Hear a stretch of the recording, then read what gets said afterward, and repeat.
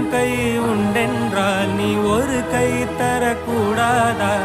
ஈராயிரம் கண் கொண்டாய் உன் ஒரு கண் என்னை பாராதா? உன்னில் சரணடைந்தேன் இனி நீ கதியே. பார்த்தேனே உயிரின் வழியே,